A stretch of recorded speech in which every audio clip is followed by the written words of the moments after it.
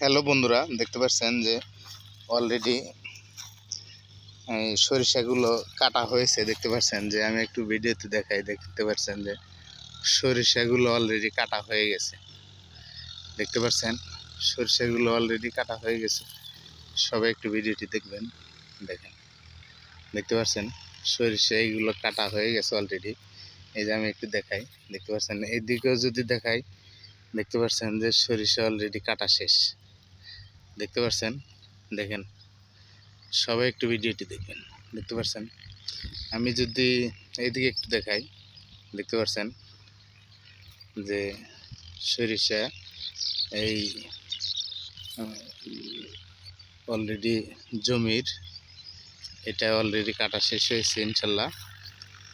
এটাতে এখন নিয়ে গিয়ে তারপর ধান চাষ করা হবে। দেখতে পাচ্ছেন, অর্থাৎ কৃষি কার্যক্রম সম্পূর্ণভাবে এগিয়ে চলছে ইনশাল্লাহ।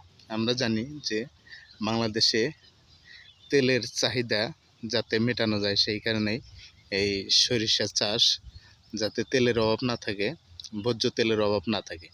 সরিষার তেল অত্যন্ত ভালো, শরীরের জন্য ভালো, খাবারের জন্য ভালো। সরিষার তেল খাইলে অলরেডি কোনো অসুস্থতা হওয়ার কোনো কারণ নাই। এগুলা খাঁটি সরিষার তেল হবে এই জায়গা থেকেই। দেখতে পাচ্ছেন, সেই কারণে যাতে তেল অত্যন্ত বাংলাদেশে ঘাটতি না থাকে, সেই কারণে এইভাবে অলরেডি কৃষি কাজ করে এগিয়ে যেতে হবে। দেখতে পাচ্ছেন সবারই কোনো জায়গায় অলরেডি খালি রাখা যাবে না। এইভাবে কৃষি কাজ করে সফলতার জন্য সবাই কাজ করে যেতে হবে, তাহলে সফলতা আসবে ইনশাল্লাহ। এই দেখতে পাচ্ছেন পাশে ধানও আছে। দেখতে পাচ্ছেন আমি একটু দেখাই। ইতিমধ্যেই দেখতে পাচ্ছেন আমি এই পাশে যদি একটু দেখাই, সবগুলো সরিষাই কাটা হয়ে গেছে ইনশাল্লাহ।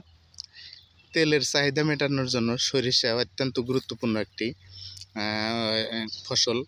সরিষা অত্যন্ত গুরুত্বপূর্ণ একটি ফসল আমাদের এই রাষ্ট্রে। দেখতে পাচ্ছেন যে অলরেডি চাহিদা মেটানোর জন্যই এই সরিষা বেশি বেশি আবাদ করতে হবে, অর্থাৎ ফসল ফলাইতে হবে, তাহলে আমাদের তেলের চাহিদা আর কম থাকবে না ইনশাল্লাহ। আল্লাহ তাআলার মেহেরবানিতে অত্যন্ত সুন্দর সরিষা হয়েছে। দেখতে পাচ্ছেন ফলনও অত্যন্ত চমৎকার ফলন হয়েছে। দেখতে পাচ্ছেন সরিষা অলরেডি সবগুলো সরিষাই কাটা হয়ে গেছে ইনশাল্লাহ। দেখতে পাচ্ছেন আমি যদি ভিডিওতে দেখাই, দেখতে পাচ্ছেন এরপরেই লাগানো হবে ধান। আপনাদেরকে অসংখ্য ধন্যবাদ এবং অভিনন্দন।